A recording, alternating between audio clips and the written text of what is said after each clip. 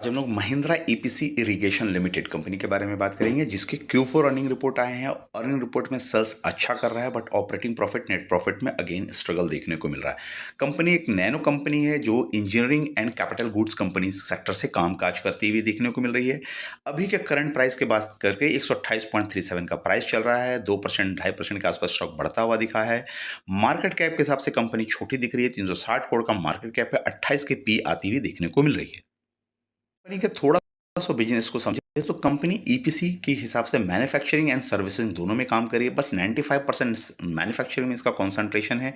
अगर यहाँ देखें तो माइक्रो इरिगेशन पंप के through sprinkle and drip manufacturing and house holding landscape product के थ्रू कामकाज करती दिख रही है। फोर के रिजल्ट के नजर आया है जो मार्च 26 के रिजल्ट है। 107 करोड़ की सेल्स कर रही है। नेट प्रॉफिट 4.8 करोड़ के लेके आ रही है। तो सेल्स ग्रोथ हमको 11% के आसपास देखने को मिल रहा है।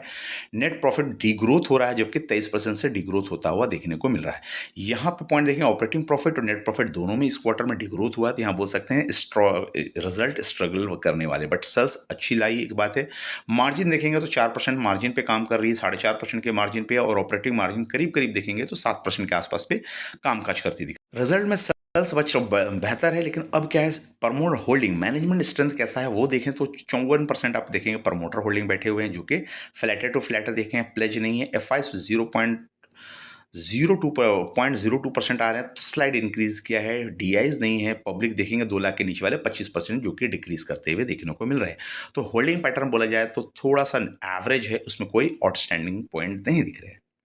क्वार्टर फोर के रिजल्ट में पेयर देखेंगे पी के थ्रू ये कहाँ खड़ी है अपने पेयर के कंपैरिजन में। Capital Polyplast and Singer Industries and Jain Irrigation के हिसाब से अगर देखेंगे तो पी के हिसाब से 24 की पी है। तो कॉम्पिटिटर से पी थोड़े बेहतर आते हुए देखने को मिल रहे हैं। एंड मार्केट कैप देखें तो जैन का मार्केट कैप करीब 2000 का, इनका 352 करोड़ का मार्केट कैप है। प्रमोटर होल्डिंग सभी के डिसेंट है, लेकिन जैन के 25 के प्रमोटर होल्डिंग आते दिख रहे हैं। सेल्स ग्रोथ बिजनेस में दिख रहा है, 15% के ऊपर सभी सेल्स अप्रॉक्सीमेट करते दिख रहे हैं। आरओसी आरओई देखें तो महिंद्रा के आरओसी आरओई थोड़े से स्ट्रगलिंग वाले हैं। 4 और 7 के आरओसी आते हुए देखने को मिल रहे हैं। अब यहाँ देखेंगे जैन के आरओसी भी थोड़ा स्ट्रगल यहाँ कर रहे हैं। तो यहाँ पे आरओसी आरओई के मामले में बोले ये सेक्टर थोड़ा सा स्ट्रगलिंग है रिटर्न रेशियो बनाने में, इसलिए प्रॉफिट ग्रोथ लाने में थोड़ी नाकाम भी रही। महिंद्रा ईपीसी इरिगेशन लिमिटेड के अगर देखें प्राइस परफॉर्मेंस के बाद में प्राइस रिएक्शन कैसा दिया है, अगर 5 दिनों के अंदर रिटर्न देखें तो नेगेटिव है।